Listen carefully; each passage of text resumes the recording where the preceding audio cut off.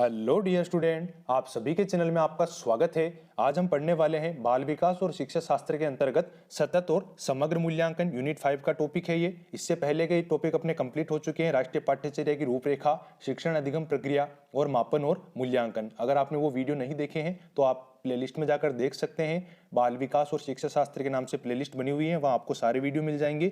आज का हमारा टॉपिक है सतत और समग्र मूल्यांकन। इससे एक क्वेश्चन हमेशा पुटअप होता है आपके एग्जाम में।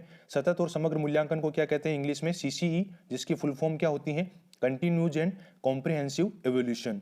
राष्ट्रीय शिक्षा नीति जो थी 1986 और राष्ट्रीय पाठ्यचर्या रूपरेखा, इन दोनों में सतत और समग्र मूल्यांकन प्रणाली को अपनाने पर जोर दिया गया है।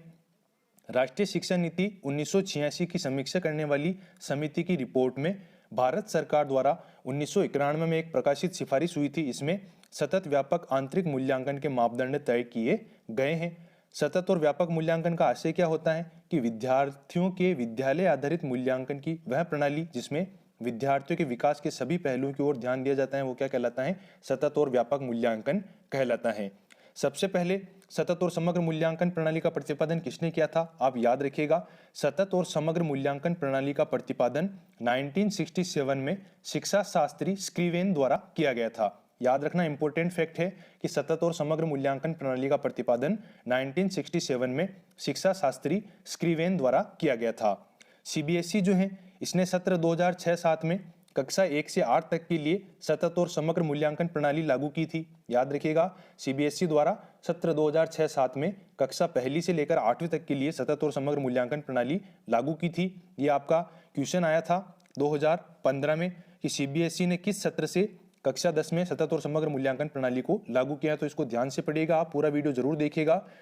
फिर इसके बाद आता है सीबीएसई अर्थात केंद्रीय माध्यमिक शिक्षा बोर्ड ने संपूर्ण देश में सतत और समग्र मूल्यांकन प्रणाली को सीबीएसई पाठ्यक्रम वाले विद्यालयों में सबसे पहले कब लागू किया था? कक्षा 9 में अक्टूबर 2009 से लागू किया था। याद रखिएगा, सीबीएसई ने संपूर्ण देश में सतत और समग्र मूल्यांकन प्रणाली को सीबीएसई पाठ्यक्रम वाले विद्यालयों में सबसे पहले कक्षा 9 में अक्टूबर 2009 से लागू किया था। और वर्ष 2010-11 से सीबीएसई ने कक्षा 10 में भी सतत और समग्र मूल्यांकन प्रणाली को लागू किया। ये क्वेश्चन आपके 2015 में आया था। कक्षा 10 में सीबीएसई ने किस वर्ष से सतत और समग्र मूल्यांकन प्रणाली को लागू किया है? फिर इसके बाद सत्र 2017-18 में सीबीएसई में नई मूल्यांकन प्रणाली स्टार्ट हो गई है। याद रखिएगा, 2017-18 में सीबीएसई में नई मूल्यांकन प्रणाली स्टार्ट हो चुकी है, जिसमें सीबीएसई में सतत और समग्र मूल्यांकन प्रणाली को समाप्त कर दिया गया है। सीबीएसई में सत्र 2017-18 से सतत और समग्र मूल्यांकन को समाप्त कर दिया गया है। अब इसमें क्या होता है? शैक्षणिक क्षेत्र में इसमें कुल 5 विषय होते हैं, जिनके लिए 80% अंकों की परीक्षा सत्र के अंत में सीबीएसई द्वारा आयोजित करवाई जाएगी। और शेष 20% जो अंक हैं उनको 3 भागों में बांटा गया है, जिसके अंतर्गत शाब्दिक टेस्ट के अंक हैं 10%, अभ्यास पुस्तिका जो दी जाती है विद्यार्थियों को जमा कराने पर 5% अंक, और विषय संबंधित गतिविधियों के भी 5% अंक इनको दिए जाएंगे। तो सीबीएसई ने 2017-18 में सतत और समग्र मूल्यांकन को समाप्त कर दिया है। और इसके बाद शैक्षणिक क्षेत्र के अंतर्गत इनके कुल 5 विषय हैं, जिनके लिए 80% अंकों की परीक्षा सत्र के अंत में सीबीएसई द्वारा आयोजित कराई जाएगी। और शेष 20% अंकों को इन्होंने 3 भागों में बांटा है। फिर इसके बाद अपन देखते हैं इनकी जो सह शैक्षणिक क्षेत्र में जो गतिविधियां हैं वो 3 प्रकार की गतिविधियां शामिल हैं। पहली तो आएगी कार्य शिक्षा पूर्व व्यावसायिक शिक्षा, फिर दूसरी है कला शिक्षा, और तीसरी है स्वास्थ्य और शारीरिक शिक्षा। अब अपन इसके बाद बात करते हैं सतत और समग्र मूल्यांकन में परीक्षाओं के अंतर्गत जो भारांकन की व्यवस्था की गई है वो किस प्रकार से की गई है। ये आपका इंपॉर्टेंट है, याद रखिएगा इसको। पिछली बार 2015 में क्वेश्चन पूछा गया था योगात्मक मूल्यांकन से रिलेटेड। तो योगात्मक मूल्यांकन किसको कहते हैं? समेटिव असाइनमेंट को कहते हैं योगात्मक मूल्यांकन। आप याद रखिएगा, इसमें आपके टोटल 4 फॉर्मेटिव एग्जाम होते हैं और 2 समेटिव होते हैं। याद रखना, 4 तो होते हैं फॉर्मेटिव एग्जाम और 2 होते हैं समेटिव एग्जाम। जो पहला फॉर्मेटिव एग्जाम होता है ये कब होता है? जुलाई माह में होता है, और इसके अंक कितने प्रतिशत होते हैं? 10% होते हैं। और फॉर्मेटिव को क्या कहते हैं? फॉर्मेटिव इवोल्यूशन को निर्माणात्मक मूल्यांकन कहते हैं। आप याद रखना, योगात्मक मूल्यांकन के बारे में पूछा गया था 2015 के बारे में, 15 के एग्जाम में। याद रखना, फॉर्मेटिव को कहते हैं निर्माणात्मक और समेटिव को कहते हैं योगात्मक मूल्यांकन। तो पहला जो फॉर्मेटिव होता है प्रथम जांच, इसमें 10% अंक जुड़ते हैं और टाइम होता है फॉर्मेटिव फर्स्ट का जुलाई में। फिर इसके बाद आता है द्वितीय फॉर्मेटिव, द्वितीय जांच। इसका मार्क्स कितना जुड़ता है? 10% जुड़ता है। और द्वितीय फॉर्मेटिव एग्जाम का टाइम क्या है? सितंबर। पहला जुलाई में होता है और दूसरा कब होता है? सितंबर में। फिर इसके बाद पहला समेटिव मूल्यांकन आता है, जिसको क्या कहते हैं, योगात्मक मूल्यांकन कहते हैं, समेटिव इवोल्यूशन को। और तीसरी जांच जो कि अर्धवार्षिक परीक्षा कहते हैं अपन, इसके अंक कितने जुड़ते हैं, 20% जुड़ते हैं। और पहला समेटिव जो होता है, तृतीय जांच अर्धवार्षिक परीक्षा कब होती है, नवंबर में होती है। फिर इसके बाद आता है तीसरा फॉर्मेटिव अर्थात चतुर्थ जांच, इसके अंक कितने जुड़ते हैं, 10%। और चतुर्थ जांच जो है फॉर्मेटिव 3 कब होता है, दिसंबर में होता है।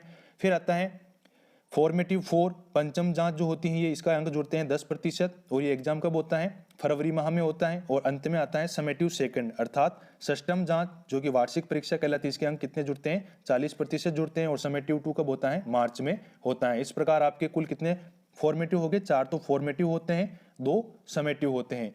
याद रखना इसको, सबसे पहले फॉर्मेटिव आएगा, कब आएगा, जुलाई में, इसके अंक होंगे 10%। फिर आएगा फॉर्मेटिव 2, ये कब आएगा, अगस्त का महीना खाली जाएगा, सितंबर में आएगा, इसके अंक भी कितने होंगे, 10। फिर इसके बाद आएगा समेटिव प्रथम, इसके अंक कितने होंगे, 20% अंक होंगे। और ये कब होएगा, सितंबर के बाद अक्टूबर का महीना खाली जाएगा, नवंबर में होगा, इसके अंक होंगे 20%। फिर इसके बाद फॉर्मेटिव 3 आएगा, इसके अंक भी होते हैं 10%। और ये कब होगा, दिसंबर में होगा। फिर इसके बाद क्या आएगा, फॉर्मेटिव 4 आएगा, इसके अंक भी होते हैं 10%। ये कब होगा, जनवरी माह खाली जाएगा, फिर होगा फरवरी में। फिर इसके बाद जो समेटिव सेकंड आएगा वो कब होगा, इसके अंक कितने होंगे, 40% अंक होंगे। और ये कब होगा, आपके मार्च माह में होगा। तो इसके महीनों के या नाम आप याद रखिएगा, कब होगा, टाइमिंग याद रखिएगा और इसके मार्क्स याद रखिएगा। फिर इसके बाद अपन बात करते हैं समेटिव असाइनमेंट असेसमेंट अर्थात योगात्मक मूल्यांकन में मापन की भूमिका सब सीखी हुई कुशलता में निष्पादन का एक संपूर्ण अवलोकन देती है। ये 2015 का क्वेश्चन है कि किस मूल्यांकन में मापन की भूमिका सब सीखी हुई कुशलता में निष्पादन का एक संपूर्ण अवलोकन देती है। तो याद रखना उसमें क्या ऑप्शन था आपके, योगात्मक मूल्यांकन में मापन की भूमिका सब सीखी हुई कुशलता में निष्पादन का एक संपूर्ण अवलोकन देती है। तो योगात्मक मूल्यांकन होता है 40% भाग का, ये होता है आपके समेटिव सेकंड में, और टोटल होता है 60%। मार्च माह में होता है वार्षिक परीक्षा, इसलिए ये पूछ रहा है वार्षिक परीक्षा के संबंध में कि कौन से मूल्यांकन में मापन की भूमिका सब सीखी हुई कुशलता में निष्पादन का एक संपूर्ण अवलोकन देखती है। तो समेटिव असेसमेंट अर्थात योगात्मक मूल्यांकन में मापन की भूमिका सब सीखी हुई कुशलता में निष्पादन का एक संपूर्ण अवलोकन देती है। अब अपन बात करते हैं ग्रेडिंग सिस्टम की। 91 से 100 नंबर लाने वाले को कौन सी ग्रेड दी जाएगी, A1 ग्रेड दी जाएगी, याद रखिएगा आप इसको। और इसके ग्रेड पॉइंट कितने होंगे, 10 होंगे। फिर इसके बाद 81 से 90 को कितनी कौन सी ग्रेड दी जाएगी, A2 ग्रेड दी जाएगी। ये क्वेश्चन आ चुका है, याद रखना 91 से 100 का A1 ग्रेड वाला। फिर 81 से 90 को A2 ग्रेड, ग्रेड पॉइंट 9। 71 से 80 को B1 ग्रेड, ग्रेड पॉइंट 8। 61 से 70 को B2 ग्रेड और ग्रेड पॉइंट 7। 51 से 60 को ग्रेड C1 और ग्रेड पॉइंट 6।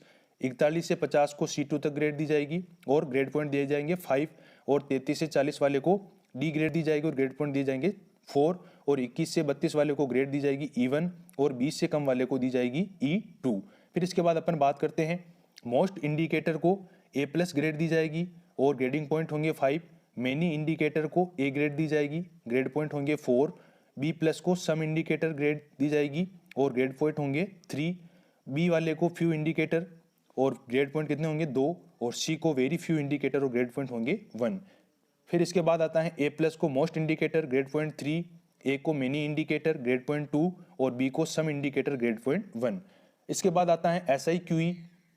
SIQE की फुल फॉर्म क्या है, state initiative for quality education. SIQE की फुल फॉर्म है state initiative for quality education अर्थात गुणवत्तापूर्ण शिक्षा के लिए राज्य की पहल।